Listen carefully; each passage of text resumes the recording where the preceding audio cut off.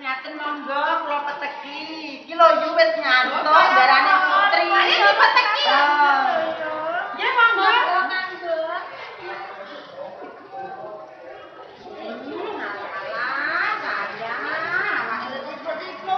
Padha karo aku ya yu ya. Seneng lho. Ayo mestine seneng. Menapa panjenengan mboten ngersaken sare? Mboten kok iya. Oh, nggih. Wong nak ayu iki turu yo ayu. Beda karo aku. Turu menyang ngoroke buwe antre nang. Malah kaya elek. Wong yo dadine piye kuwi nek turu ngorok. Wong batere. Aku tenan aku kuwi yo ora iso ngorok lho yo. Ngaten. Ora piye paling dasar penjara.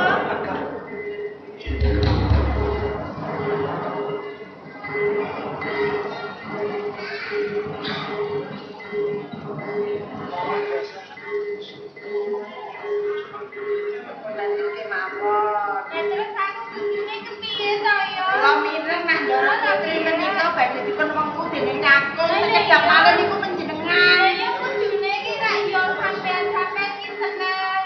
Ora kok ya iki seneng. Dara kudine sedelok maneh ngedesi manten. Oh ngaten. Oke ketak panjenengan Dara. Nek aku jane ya durung pengen kok. Ah kok durung pengen iki? Lah aku iki ya bocah lho. Sekarang kok sampun mandi tuku sarta jeneng piye?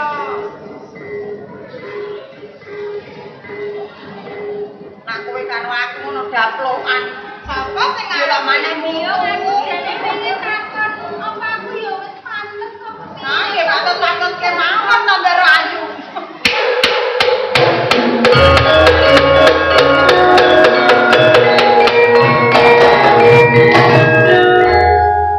Asem, yo dadi abine wong sugih. Kepiye nek mangan yo enak. Barang salah sing piye ya piye? Wis men to, men. Aku kaya sini. Ayo.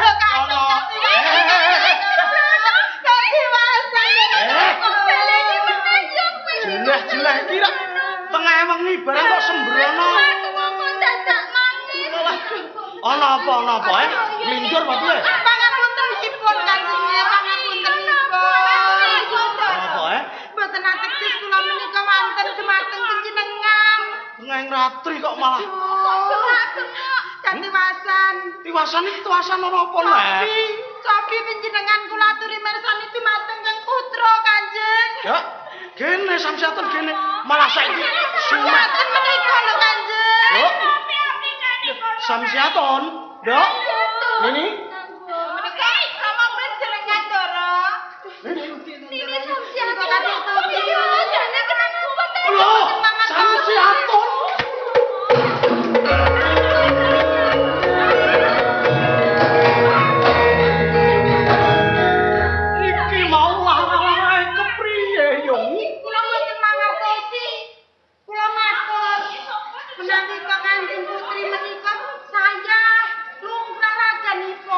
ngersaken sare dimacake menika Ndara. Coba ngopo meneh kang kemempuk.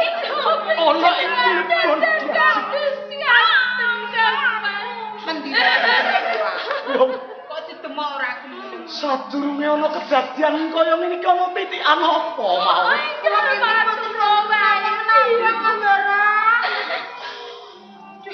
Piye to samsi ati kang kula mau kepriye?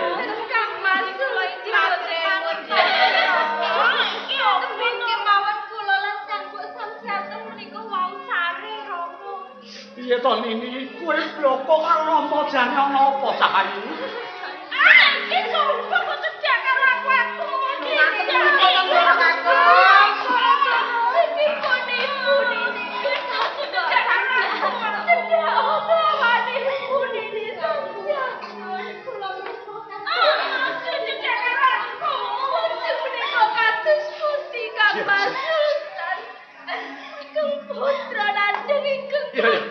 Aku Rahmaido. Pira peteng ing atimu sawise ngerteni nek putramu kaya ngono. Nanging aja nganti kebacut. Regi ana patih Sacapraja. Nggih kados pundi Kanjeng Sultan? Mbok menawa kowe ngerti dhewe kedadian wektu dina ki putraku sing tumindake kaya ngono. Lha niki. Gerah mendadak mongko cetha gere putraku salah tonen. Lha niki. Yen nganti perkara iki kapriksan dene kawula mbok menawa mengko nambahi peteng ing atiku mula saka kuwi. Kerjanipun Kanjeng Sultan. Wiwit dina iki sira ndak utus nguwadiwiku kang bentur tapange kirang sadani geng putraku. Menawi kula pinangka jagaing negari wonten ing Kasultanan Cirebon kapiji supados wiku ingkang nggih kula nyuwun pamit nyuwun tambing pangestu mugi-mugi saged kelawan ing gagal wonten kerampungan Kanjeng Sultan. Sing ati-ati. Nggih. Yo, ing perkara iki aku njaluk kanthi banget. Bendaramu direksa sing tenan-tenan. Aja nganti dheweke iso metu sing dalem Taman Sari. Nyetaken dawuh, Ndara. Ya jeng. Cah wis secaci ya, ayo. Ayo nih. Ayo nih.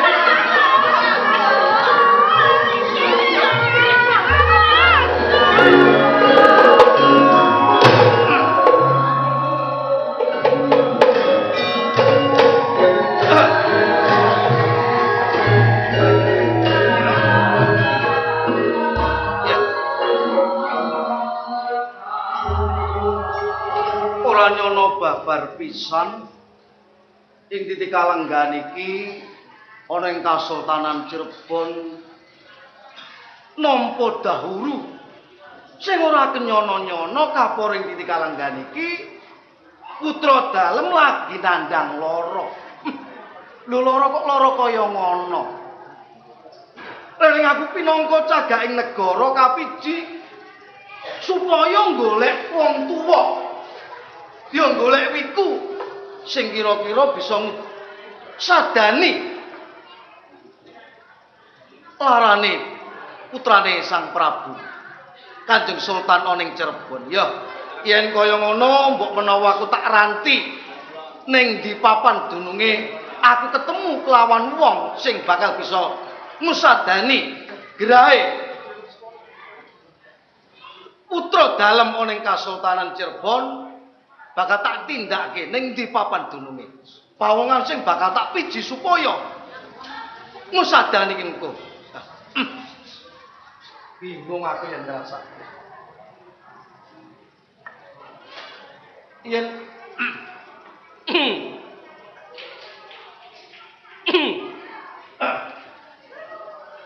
Gusti Patih Secapraja.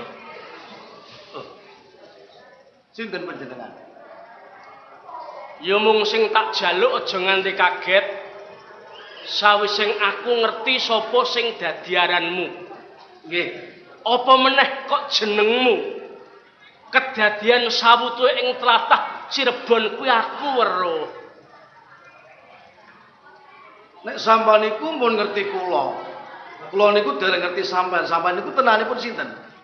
yen kowe kepengin weruh sapa satenane aku kuwi tabik Sunan Kalijaga. Kanjeng Sunan Kalijaga.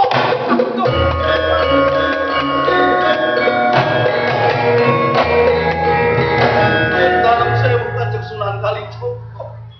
Kula mboten mangertosi saestu Kanjeng Sunan Kalijaga. Gusti Patih, Kula Kanjeng Sunan satenane aku ngerti sepira ta ribeting atimu, sepira ta sengkele penggalih dalem Kanjeng Sultan Batang Aji ing Cirebon. lha niki Sarta uga aku ngerti yen satemene kowe lagi nampa dawuh, kowe lagi antuk sawijining amanah.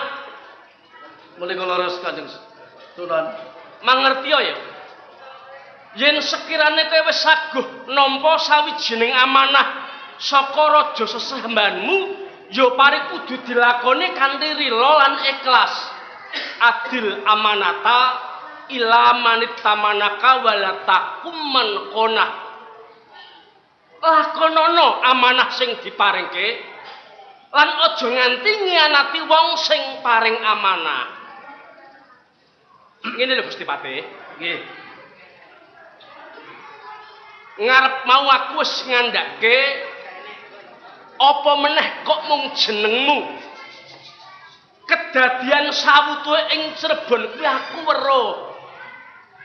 Kowe nampa dawuh saka ngarsa dalem Kanjeng Sultan Batangaji kang supaya golek wiku.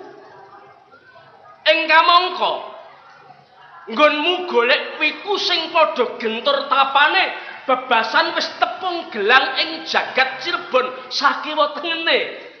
Ewondene siji wae ora ana sing bisa ngusadani grahe putri dalem Kanjeng Sultan ya Samsiatun nggone lara salah tonen. Kasarane Majnun utawa Edan.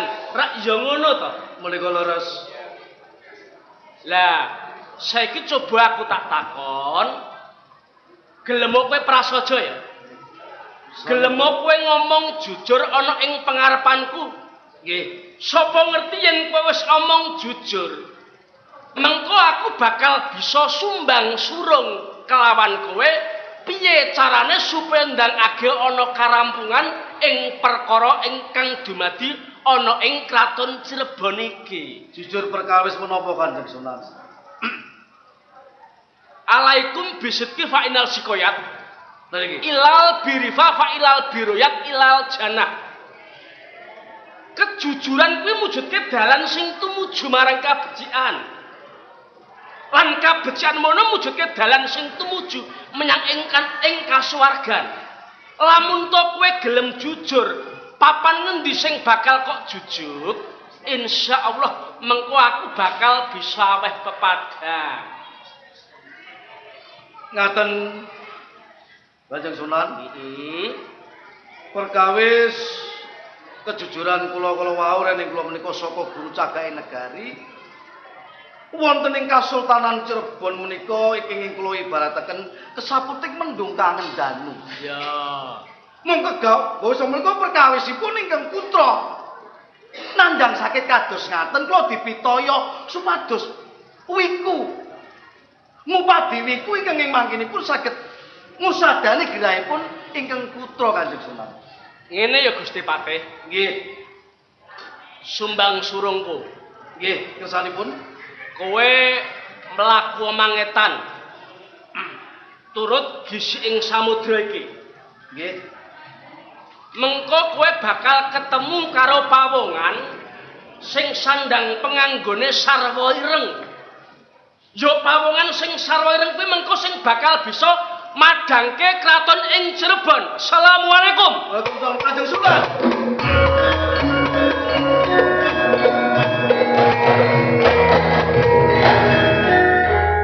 Ngendikane Kanjeng Sunan kali bisa padang suwasanane ana ing Kasultanan Cirebon, aku kudu mlaku gisi ing samudra ki ngetan parane. Ya. Yen tak penggale tak pikir ki pancen abot. Sesandung aku.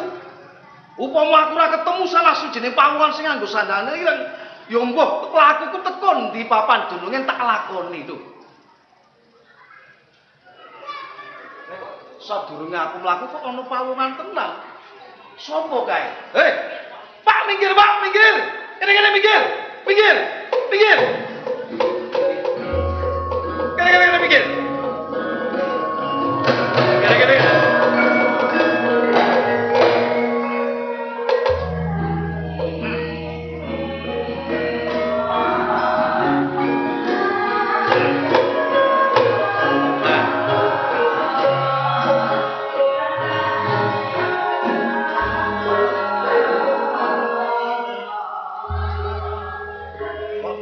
Aku nek ngrasake iki tenan. Pak. Kowe wong saka ngendi? Lan jenengmu sapa? Kula tiyang Pati. Kula tiyang Pati. Wong Pati? Nggih. Lho kowe aja ngawugar lho. Kowe aja karepmu dhewe lho. Lho iki wewengkon ndi kok kowe wong Pati? Kowe mau nganti teko dhisik ing samudra ki mau kowe numpak apa? Kula wau saking Palembang. Kok Palembang? Nggih. Lah kok numpak apa kowe kok nganti teko dhisik ing segara ki? Apa numpak kapal apa numpak? Numpak prau. Prau? Lah nek kula numpak prau. Lah praune pundi wong mboten wonten prau ngoten. Lho nek numpak prau, numpak kapal kok ya ora ana praune, ora ana kapale. Lah ki mau numpak apa? Kula wau nggih numpak kelapa sekanten niki wau Gusti Pak. Nyak, kowe aja ngajak guyon lho.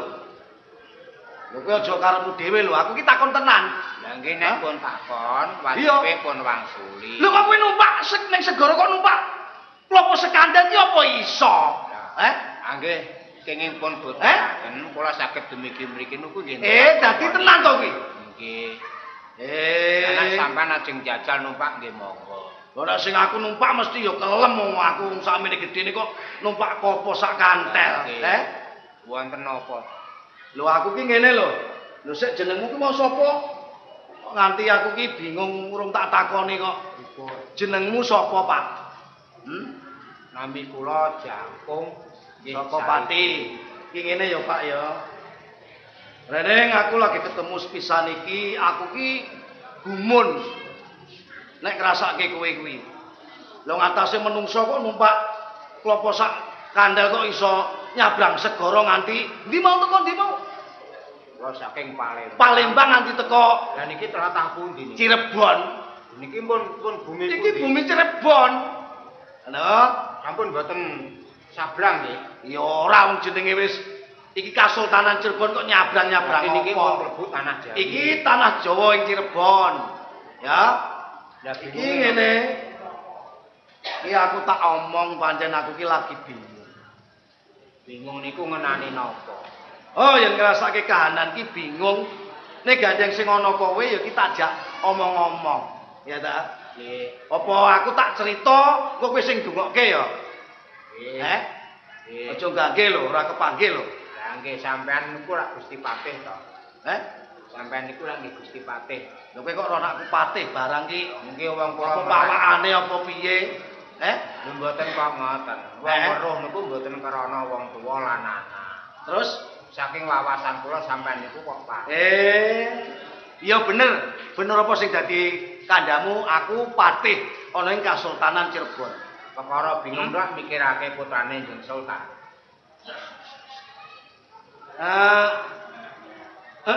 Iya. Lho kok yo ngerti? Kowe kok yo ngerti? Lho niku kira-kira wong. Lho ora kira iki tenan. Iki aku lagi bingung. Ngrasake kahanan ning Kasultanan Cirebon perkara anake lagi lara. Lho kowe kok ngerti? Lah aku ki sida omong apa ora? Lah sakite niku sakit napa? Oh lah, kowe nek ngerti no. Aku dhewe iki nganti ra karo-karuan nggonku mikir. Wong lara iki kok lara kaya wong edan ki lho. Anggo cedhaki wong moh tangisan sak karepe dhewe. Kuwi lara edan. Oh edan apa kaya wong edan? Kaya wong edan. Lho niku rak mboten edan. Lah ya kaya wong edan kuwi lho. Heeh. Kaya wong edan, lah aku kuwi dipiji karo Kanjeng. Lho niku nek Sultan. pino kaya Heeh. namine mboten edan. Lho iya. Nek saka panduluku Sajangkung. Kuwi lorone putrane Kanjeng Sultan ki aku nganti bingung Jangkung. Bingung aku dirasa ngrasake nek saka panduluku kaya-kaya ki kaya ora lara sak baene. Ora kok ganjaran karo sing geret ki ora. Niku Ngono, Jangkung. salah. Iya salah tonen Jangkung. Lah niku pun sapa pasar napa derek? Hus. Wong putra sultan kok sobo pasar.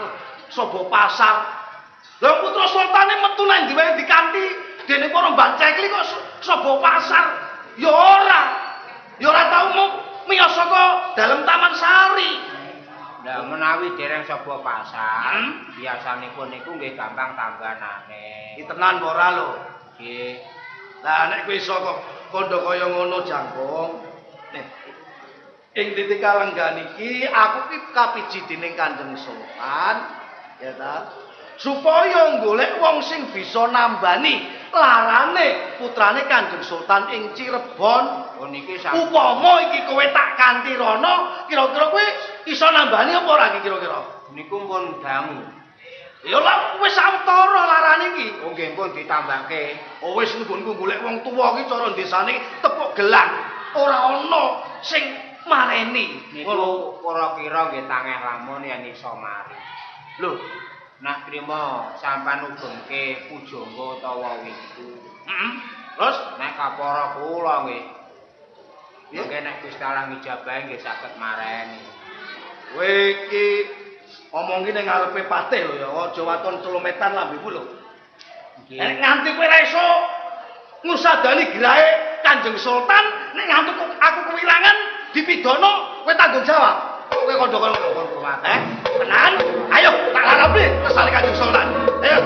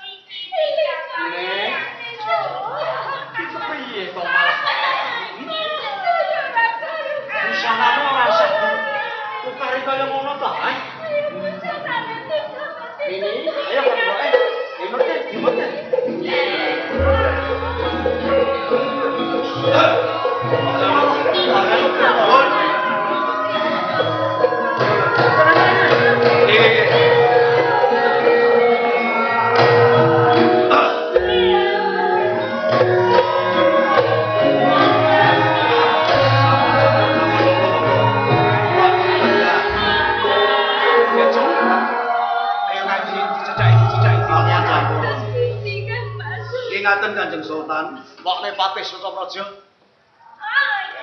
Nalika semanten kula kapiji supados ngupadi tiyang utawi wiku ingkang saged ngusadani gerahipun ingkang putra mboten sanes menika kula saged nderekaken pawan menika ingkang nami Jangkung sepisan badhe ngusadani gerahipun ingkang putra. Di wis entuk titikan nek wiku sing kira-kira iso ngusadani bareng. Nggih menika pawanganipun naminipun Jangkung menika. Bener sampean Jangkung jenenge, Pak. Nalika panjenengan pinanggih kalian wakne Patih sampun dipun paring priksa nek putra kula grahe salah tonaken. Nggih sampun. Menawi sisan damel kula nyuwun tulung kalian panjenengan monggo-monggo dipun usadani supados putra kula saged waluya temaing jati, Pak. Kepareng matur. Nggih, monggo. Ampun monggo. Menawi Niki badhe matur, nggih matur piye? Badhe matur menapa mleh? Sakit niku sakit gamelan tiyang napa mboten piyambak niku ajeng nyuwun Menawi kula sampun nggih. kapiji. Usadani kan putra. Nggih. Anggenipun jelas salah. Nggih. Napa inggih kepareng kula nggayah dhateng sirah. Wah, monggo. Arep panjenengan grayah sirahe ya monggo. Sarirane ya monggo, sukune monggo. Sing baku putra kula sepadhet enggal wangun Temang Jati. Kula niku bingung sanget. Menawi sampun kepareng nggih, kula nyuwun pamit. Monggo, Pak. Badhe kula sadhar. Nggih. Saya jangkung nggih. Nggih, Monggo. Jangkung. Nggih. Ingkang pundi menika? Niki. Niki sing tengah niki. Nggih sing tengah, Pak. Nggih nyuwun sewu. Nggih, mboten napa-napa. Bismillahirrahmanirrahim. La haula wala quwata illa billah. Allahu Akbar.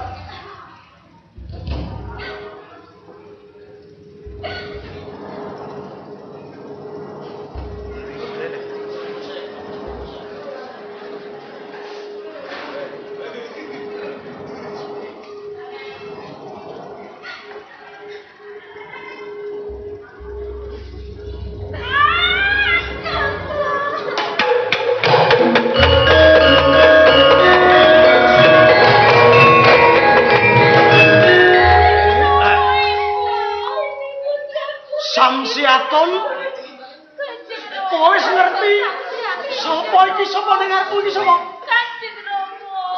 Rama kowe wis ngerti. Waduh, Nini. Kula kenging menapa Rama? Jadi kowe ora ngerti kedadian ki mau. Boten Rama. Oh, wah, nalarmu Cahayu. Kaya dene wong edan. Ning ora apa-apa. Saiki swalaya Temang Jati sedulur, jangkung. Nelake gunging panuwun sing tanpa pama. Upami ta sampeyan ora agake cumongol ing pendhapa tibon kula kinten mboten saged antuk usada ingkang cetha kala wau. Nggih kepareng matur. Matur babakan napa mleh? Sadangunipun putra kula sadani. Nggih. Napa sampan wau sumerep menapa?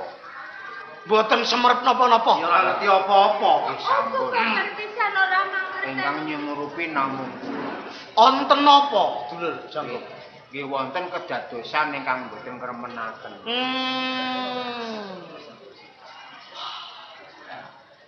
Napa kira-kira mbebayani kedadosan ingkang boten kremenaken kala wau? Niki sakitipun Kang Putra menika mboten sakit ingkang sabaene. Mboten saged sing sakbaene sing tegesipun pripun? Sakitipun wonten ingkang garap nggih Sultan. Sing tegese ana sing gawe. Nggih. Jangkung. Sisan damel lek sampean ngertos sing gawe jenengan blak sisan. Sinten sing gawe larane anakku? Menawi kula matur mengke Njeng Sultan mboten ketun keduwung ing wingking. Mboten awit piyambakipun sampun tumindak keng nesta. Wonten tumindak candala kalian putra kula. Ingkang damel gerahe Kang Putra menika kadang dika piyambak pun ilang Mahmud. Kadang kula elang Mahmud. Lah ingkang pun suni menika gurunipun nggih Dayang Lolope wonten ing Guwa Cremik. Dayang Lolope sing tumindak merga saka penjalukane kadang kowe Lang Mahmud Dipun uja menawi boten dipun rampungi ing Kasultanan Cirebon boten badhe tentrem. sisan damel kula sambat kalian panjenengan kula nyuwun tulung tiyang ingkang mujangkara ndamel petenging slasaning Cirebon menawi saged panjenengan rampungaken sisan. Menawi sampun kabareng nyuwun pamit. Nggih. Monggo. Gandeng kowe sing ngerti tlatahing Cirebon tuduhke papan panggonane. Nyuwun pamit badhe ndegaken jangkung. Nggih, sampun.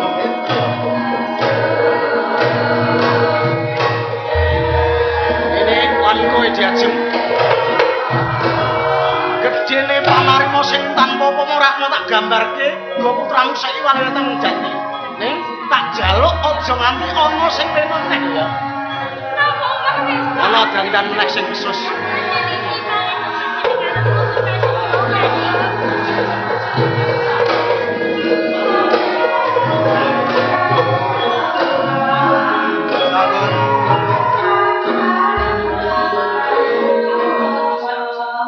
Ingkang Pendopo Agung ing Kasultanan Cirebon wis bisa matur kaya ngono. Kira-kira iki tenan apa ora? Nek sing gawe iki kadange Kanjeng Sultan. Nang matur Gusti Pak. Piye? Ingkang manggen wonten jiwa ragane si Samsiaton. Nika teluh. Teluh ki cara desane tenung ngono apa ki? Cara bangsa iki nang wujud bangsa alus. Bangsa alus sing kongkonan kuwi sapa ki mau? Lah nggih. Nika pandhita saking Guwa Cerme. Lah niki kula cegate nek mboten kula pateni mangke saged tumandang malih. Oh, yen kaya ngono, jangkung wis poso borong, aku tak ngawat-ngawati saka kaduan ya. Wis hati-hati lho ya. Kok sampeyan pitike mawon. Wis, nek ngono aku tak.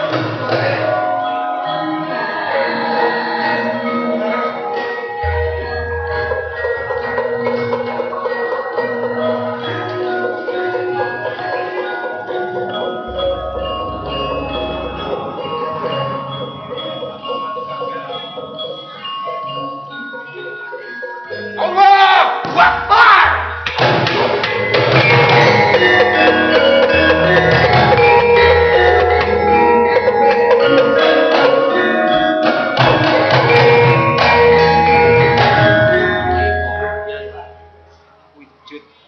Wujudipun kados Yo pitaya. Teluh menika sampun sirna.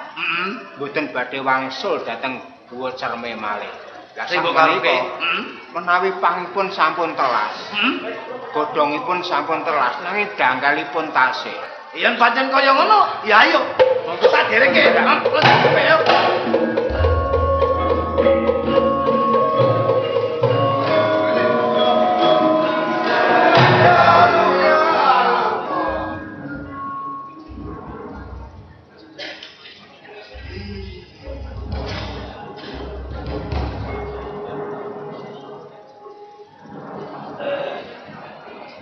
Ilang Mahmud sang guru bates pundi sang guru mesti lega atimu lega napa sampeyan kok lega para teluh tak lumawake Cirebon guru jerone ati kula dereng lega bab napa kula angen-angen niku kula benjing kula dadi bojone wong edan. Piye? Lah wong terbun edan kabeh. Lho sampeyan guyu. Wong iki nek bodho Gus, wong iki nek bodho ya kaya kowe kuwi. Samsiaton kelakon edan. Lah, Samsiaton bento paribasane. Kowe duwe penganggap yen Samsiaton ke ora mari bojomu edan. Lah, kuwi sing goblok kowe. Kene aku gawe Samsiaton edan. Sakwise Samsiaton kelakon edan mesti wae Sultan ing Cirebon Batangaji bakal ngejoki sayembara, bakal nganake sayembara marang kawula ing Cirebon. Marang sapa ae sing iso nambani Samsiaton bakal dijodohke. Kuwi karepku. Lah, sakwise Sultan ing Cirebon nganake sayembara, pengarepku sing iso nambani kowe. Tak kula nambani ndak sakit wong kula niku mesti gadah napa-napa kok sampeyan niku ya aneh. Mergo aku agulmu. Oh, ngaten. Kowe bakal tak wene piranti Samsiaton mari mergo saka tanganmu. Tak ngaten sampean tang wingking kula ngaten. Nggih ngaten monggo. Ing mangkenipun disengkaken dimen saya kekes wong-wong ing Cirebon. Sopo kowe? Gini.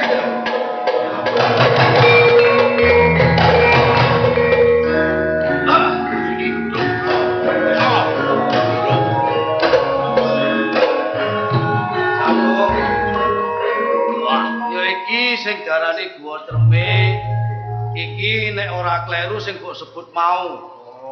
Danyang lalope apa danyang apa? Gusti Patih ora mudeng Praja. Praja pancen kowe Patih karo wong kere iki lha apa? Lah, lu Patih karo wong kere. Ya sak karepe ngarani kowe wong kene. Wong kene potongane ora gadeg, ambune ora enak. Alah sapa kuwi? Alah, beda karo ngene iki. Lah. Oh, sampean niku dayang lolope. Yo, Manggene teng gua cerme. Laladan gua cerme, jalmo moro, jalmo mati. Esuk nyambut gawe, sore mati. Mergo dayang lolope. di sampean niku ora kalebu sambil nyawa nggih. Sabar nyawa piye? Nangge nek enten nyawa urip sampean pateni. Ya mergo kuwi wis dadi ugur galing atiku. Sapa sing sambat njaluk patine wong liya tak ladeni waton, gelem dadi seswati.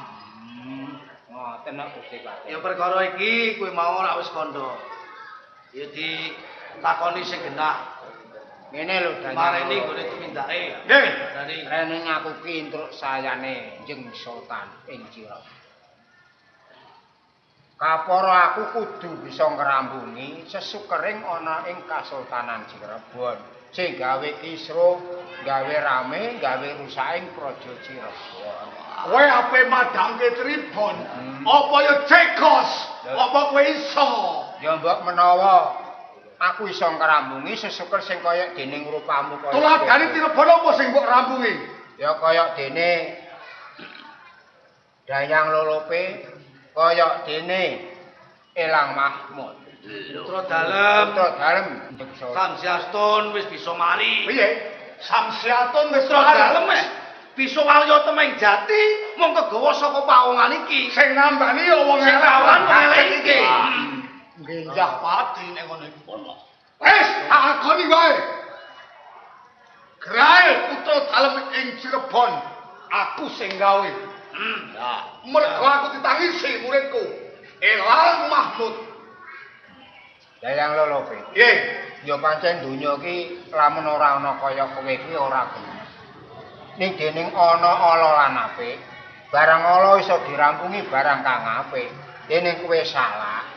Ing papan iki gawe kisruh ana ing Cirebon. Ya ora ora bakal tak rampungi kabeh sak. Kowe ape ngrampungi aku? Kowe ape ngelunasi nyawaku? Apa iso? Apa kowe Apa arep iso? Ora iso. Yen kowe ngajak Ora iso. Gelut. Nah. Entokke wae kene. Ayo. Ayo. Gelut. Gelut.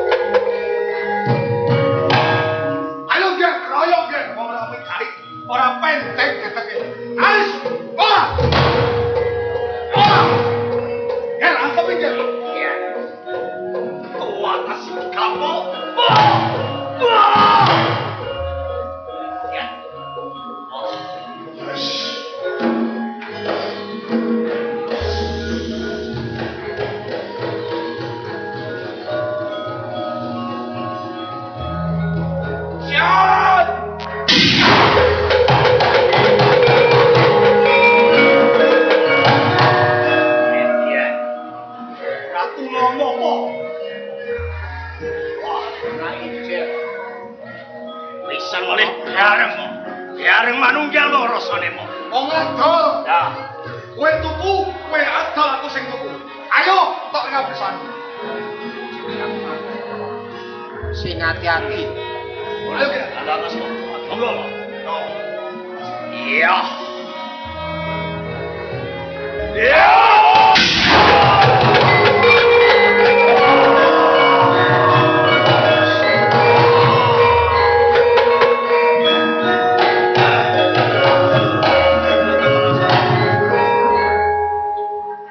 Matur nuwun Kakang Jangkung. Saiki sing gawe peduting swasana ana ing Kasultanan Cirebon wis padha mati kabeh.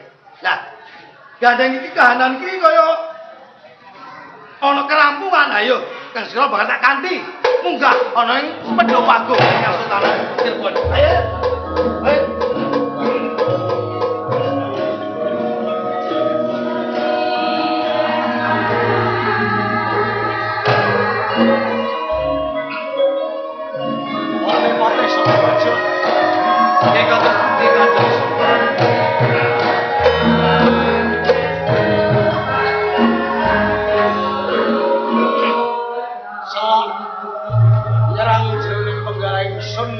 Sira sing gak percaya nuduhke papan panggonane Danyang Lolope. Apa wis ana kerampungan? Nggih kepareng matur Kanjeng Sultan. Saestunipun ing kalenggan menika sampun wonten kerampungan. Nalika semanten kula tumuju wonten ing Guwa Tremik, piyambakipun ngakeni ingkang damel risak peduting swasana wonten ing Kasultanan Cirebon boten sanes kekalih kadang panjenengan kalian Danyang Lolope. Nanging Kanjeng Sultan, kula badhe matur saestunipun. Tenanipun wedal sakmenika Danyang Lolope lan kandhang panjenengan sampun seda wonten ing Raranggana. Sak kadang kowe Lang Mahmud uga tumengking pati. Menika leres. Yen ngono teges ngunduh kowe ing panggawe. Mriki. Apa bener kaya ngono? Jangkung, Nggih, leres Sultan. kabeh nyatuwe wakne patih Socopraja mau ora ana kang kececer. Nggih, mboten. Nelake guming panuwun sing tanpa upama dene satekamu ing Cirebon gawe padhanging swasana Cirebon. Mula kuwi yen nganti ingsun jejerip Sultan ing Cirebon ana kawula sing ngelabuh-labet ingsun mun mendel mbok menawa kurang prayoga. Lah kanthi kuwi upama sira tak ganjar Mas Picis Rajabrana pangkat lan derajat nek kurang pinter nggonmu ngobetke isana pedote. Lah saka karepku Janggung Dawuh. gandeng sing iso ngusadani putraku kuwi kowe pisan sing angka loro madangke swasana ing Cirebon kowe bakal tak ganjar tak jodokke marang putraku Samsiatun. Kepareng matur Dik Sultan. Ya, Ampun nggih, kekujengan wong kula mawon kok pikantuk putra niki. iki ora gojek. Mergo apa? Sepisan yen nyawang grahe putraku nalis posmono rumangsa sliwung atiku. Peteng dedet kaya-kaya ora kena tak gambarke. Nanging bareng kowe iso ngusadani mbok menawa kabeh mau putraku wis cetha saiki waloya Temang Jati tanpa kowe sengara kelakon. Sing kaping pindho ing Cirebon kaya dienggo jag-jagan dene kabeh wong-wong sing tumindak nguja angkara nyatane kowe sing iso ngrampungi. Mula saka kuwi Jangkung nggonku kon ndeng ngarep ora bakal tak pindhoni iki wis tak pikir timetung petung tiba petung sing genep Jangkung. Napa nggih ingkang putra menika suruh? Kowe kuwatir. Ya ora apa-apa. Tak takonane ning kowe ngrungokke. Engko nek aku sing wangsulan ndak darane aku mbadeni. Nggih. Nini Samsiatun. Sabdo katibalan ro. Najan Rama ora mbilas kok menawa kowe uga krungu kabeh kandhane Rama. Piye niki? Upama kowe tak jodokke karo Jangkung kae, Iya. Kula dados putri Demak. Nanging pawongan menika sampun nggadhahi garwa napa dereng Rama? Kowe takon perkara wis duwe bojo apa durung? Anjir Rama. Bojo nek wong lanang rabi pitu rak ya ora apa-apa to, Nduk, Piye? Nggih Rama. Kowe kepengin ngerti kapribatene? Jangkung.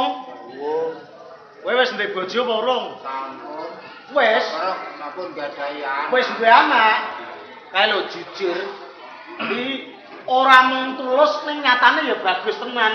Wong kuwi nek gelem jujur tegese tetek atine ora bakal gampang ndoyong. Mulane blak-blakan nek jangkung kae duwe bojo terus duwe anak. Lah anak ra ya ora apa-apa sing penting ana tanggung jawab to, Mbok. Inti Rama. Nek parang matur. Sumarak ngendika panjenengan Rama. Manut karo Rama, kowe arep matur apa, Jangkung? Nggih bojo kula mboten terima setunggal papara sampun kalih. Wis loro, papat ya ora apa-apa angger adil nggonmu dundum. Ya. Nek ngono kowe iki dina saguh tak jodokke marang putraku. Menawi kersa nggih kula purun. Ya ngene ya. Ya Jeng. Dispunti Kang Mas. Gandenging perkara iki pangangen-angen ning atiku wis kelakon. Apike ora usah dadak sesuk-sesuk Oke mambu angin. Rak kaya ngono ya, Teh. Menika leresan Gawe madyan sak madya tak resmekke. nggih. Wis dadi jojone. Lane ana mancing ing taman ya, Dok. Jak mancing ing taman. Serawung. Lho jago.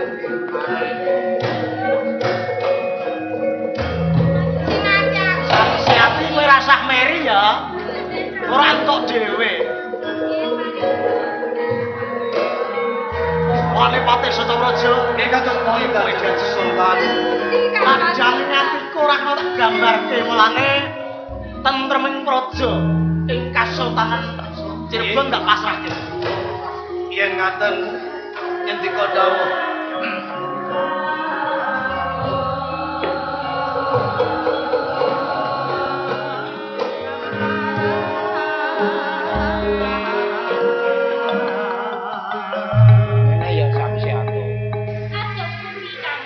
jane wong duwe bojo nom kuwi seneng. Ning atiku kok krasa susah. Nuwun sewu Ki Kang. Susana nggih pundi cupi. Napa kirang anggen kula menika lelaki kalih panjenengan. Ya ora kok ngono. Wong aku ki wis tuwa, ya to. Bojone isih enom. Mengko kurang legakake lamun aku ki iso srawung karo kowe. Monggo aku wis duwe anak, ya bojo. Ji kula mangertosi niku kok Kang Mas. Ning kowe ya nglelani to upamane leladi ya mung sak kuatku ya sak isaku wong aku wis tuwa. Lila legawa batas kula Kang Mas. Matur Kula nuwun. padosi panjenengan nika. Lah nek kowe wis ana sanggup ngladeni karo aku ya wis ayo sewan nggone. Monggo. Nggih.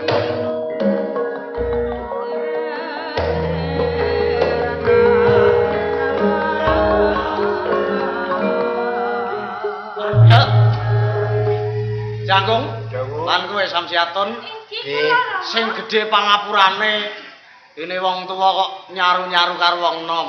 Lho mboten menapa. Mergo saka ati sing ora kena tak kendhaleni lho iki mau ana abdi sing matur ngesane ibune iki jare Samsiatun saiki wis senengane kecut-kecutan apa iya to to? Kaya ngono to Nini.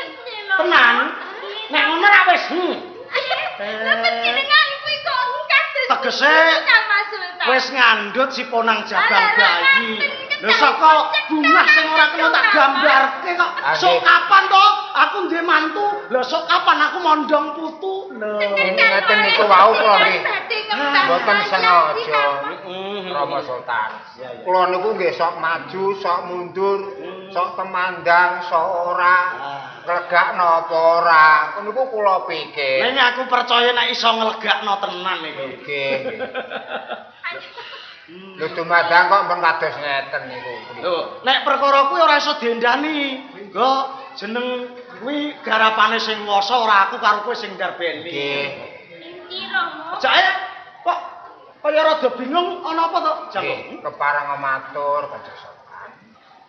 Rening kula sampun sesambungan kaliyan Ingkang Putra. Iya. Ya sauntawis kapara sampun ngarbini 3 wulan. Oh iya wis 3 sasi. Heeh. Rening kula menika tansih kelajengaken lampah midu dawuhipun Guru Sejati kedah kula neruske lelaku. Oh, dadi miturut pawelenge gurumu kowe isih nutuka laku. Nggih. Di ora kacandhik nang Cirebon kene wae.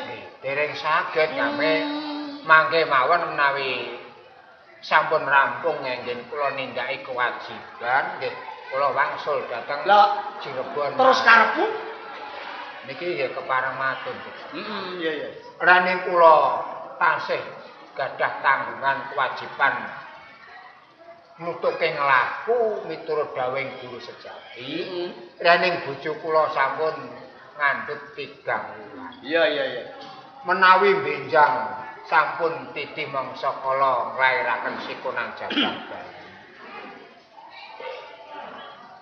Menawi miyos putri monggo. Di nek onang jabang bayi miyos putri monggo nggone meneh tetenger tegese aku dipasang aku kena ya. Nah, menawi mangke nglairaken aku kula ngeling. Meling piye? Dipun paringi tetenger. Dados tetenger menika nggih saking kula. Iya. Kowe meling kon meneh jeneng sapa? Engko ora nak tak badani. Nah, paring ana asma Momok Hasan Busori ngoten. Momok Hasan Busori. Nggih. Iya dieling-eling ya Ton, samsiaton kowe barang seksine. Ono pinangka pasukses. Aku kelalen wong saking bungae arep duwe putu. Mula ya dieling-eling. Momok Hasan Busori ya. Iya. Mula ya sepurane ora iso ngrampuke padha lelangan kelawan kasira, aku wae njaluk pamit. Besok kok terus ana kerampungan nggonmu nindaki dawuhe gurumu ndang age-age kowe bali ning Cirebon ya. Pangestunipun kula. Ya. Nyata-nyata nikah. Aku njaluk pamit. Kamu aja. Ya. Putri jangan nikah. Ya. Aku selamat.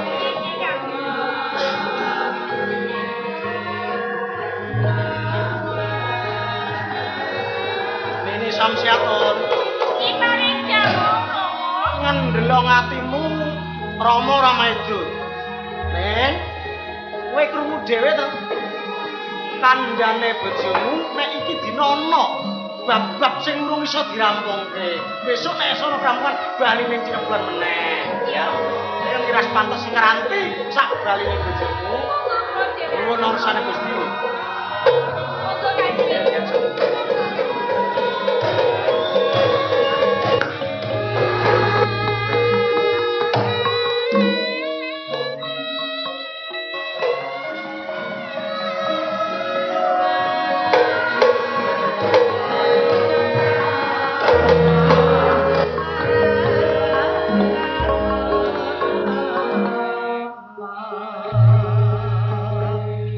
Sawise metu saka ing tlatah bumi Cirebon.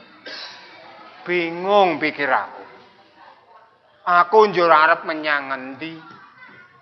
Dawing Syekh Malaya Guru Sejati kudu aku neruske laku. Guru Sejati. Kula nyuwun pitedah Sang Guru. Lajeng kula mangke wonten pundi lan badhe tumuju wonten pundi Sang Guru? Aridin. Guru Sejati.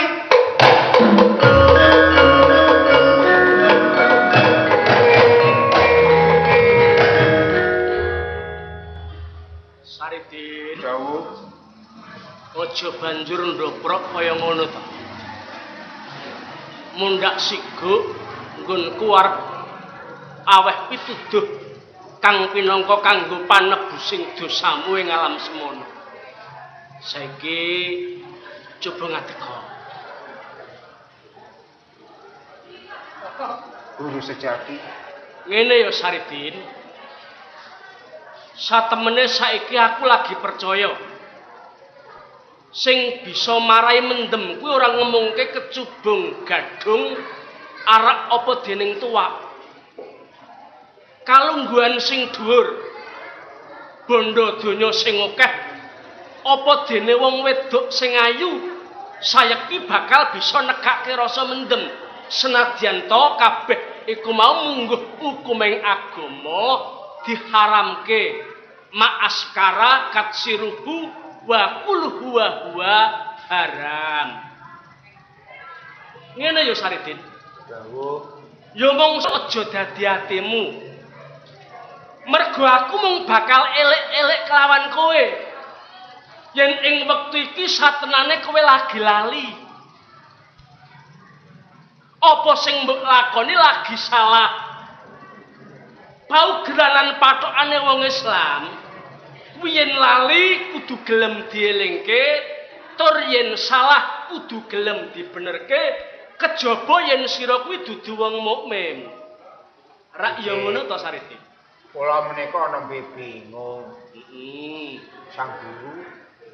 Sak sampunipun kula saking Palembang dumuju wonten ing Cirebon.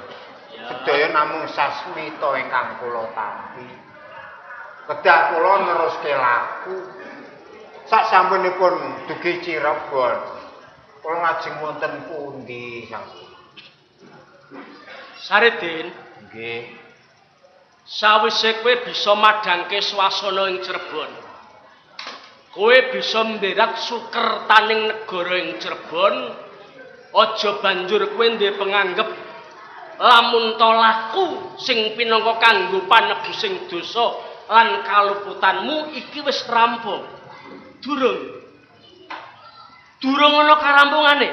Menawi dereng, menawi taun tasih pinten taun, menawi windu tasih pinten windu lambah kula menika. Yen kowe takon perkara taun isih pirang taun, yen windu isih pirang windu suwene, aku ora bakal bisa nyedhakke. Nanging aku mung bisa bakal aweh pituduh papan panggonan ngendi sing pari kudu kok tuju. Mergo ing sajroning uripmu kang pinangka kanggo panebusing dosa lan kaluputanmu ing alam semana ora ana liya mung kejaba kowe kudu nepakke dharmamu. Nepakke marang dharmaning urip. Wong urip kuwi kudu seneng tetulung marang sepadha padane. Lamun to kowe weruh wong sing lagi nandhang kaluwen, weneh ana banyu. Lamun to kowe weruh wong sing lagi nandhang kawudan, weneh ana sandang. Lan sak panunggalane, kabeh kuwi mau kudu sepi ing pamrih, rame ing gawe. Aja ngarep-arep paweng liyan, mung kejaba ngarep-arep rahmating Gusti. Inggih Guru sejati. Kula estokaken. Ngene ya Saridin. Gandeng wis ana karampunganing perkara ing Cirebon. Ing tlatah kono kae lho, Din. Yen saka Cirebon penereng ngidul ngetan. Ing tlatah Mentaram. Negara Mentaram sing gedhe kae butuh lelabuhanmu. Mula kowe aja nganti wedi kangelan. Temuju ana ing Mentaram nganggo sarana. Kowe kudu mbarang gendong. Cukup semene Saridin. Sang Guru.